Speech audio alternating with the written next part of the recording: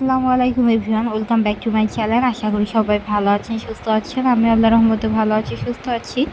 শুরু করছি আজকের ব্লগ। এটা হয়তো বা তৃতীয় দিনের ব্লগ ছিল ঈদের। তো সকালে সবাই খাওয়া দাওয়া হয়ে গিয়েছে, আমি একটু ঘুম থেকে লেট করে উঠেছিলাম। তো সকালের খাবার দাবার সবার শেষ।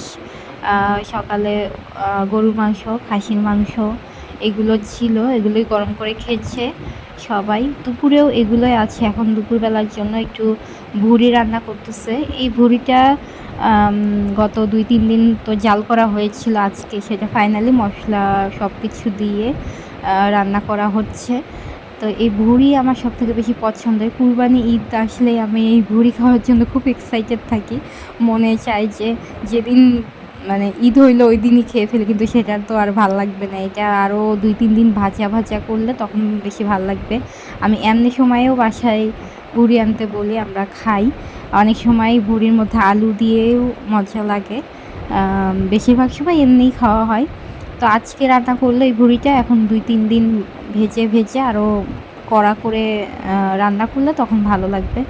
এদিকে বেগুন ভাজা হচ্ছিল, আর পাশে কাঁঠাল সিদ্ধ বসিয়ে দেওয়া হয়েছে। তো এগুলো দিয়ে দুপুরে খাওয়া হবে। আর এই যে ইকরা চাক্কু করে দিয়েছি, ওর বেল্লু মাথা হয়ে গিয়েছে। যে গরম পড়েছে ওকে এই জন্যই ন্যাড়া করে দেওয়া হলো, একটু শান্তি পাবে, খুব বেশি গরম পড়েছে। তো টিভি দেখছিল, গোসল করিয়ে দিয়েছি। তারপর আমি একটু পায়েস রান্না করেছিলাম বিকালে খাওয়ার জন্য। তো তারপরে আমি গোসল টোসল করে নিয়েছিলাম। এরপর বিকেলবেলা দেখি ফ্রিজে রেখে দিয়েছিলাম পায়েস অর্ধেকটা খাওয়া হয়েও গিয়েছে। আমাদের বাসায় সবাই পায়েস অনেক বেশি পছন্দ করে, তাই একটু লাচ্চা সেমাই রান্না করে নিলাম। লাচ্চা সেমাইটা আজকে অনেক ভালো হয়েছিল, খেতে মজাই হয়েছিল।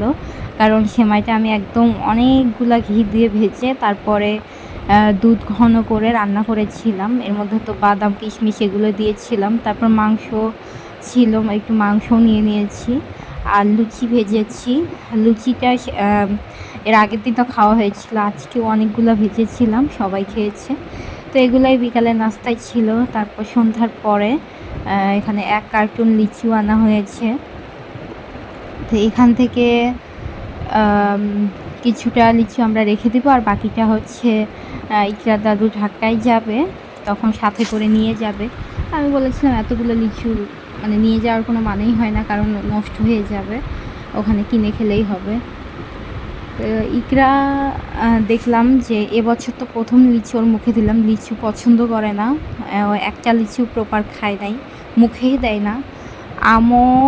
আম একটু পছন্দ করে, হ্যাঁ, একবার নিবে বা 2বার নিবে, কিন্তু লিচু একদমই মুখে নেয় না, পছন্দ করে না। ওর ফলের মধ্যে সবথেকে পছন্দের ফল হলো তরমুজ।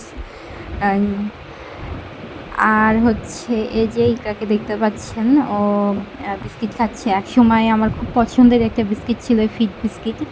আমি ছোটোবেলাতেও এরকম প্যাকেট 2টা করে খেতাম। এর যেটা মিষ্টি ফ্লেভার আছে ওইটা আমার বেশি পছন্দের ছিল।